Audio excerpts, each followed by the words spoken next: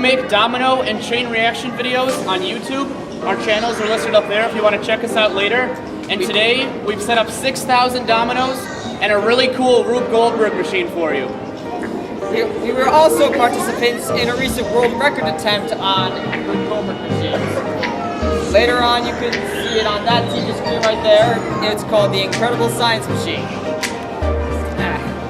So let's see. The object of this machine is to make something that's called elephant toothpaste. So basically what we're doing is mixing water, yeast, hydrogen peroxide, food coloring, and soap.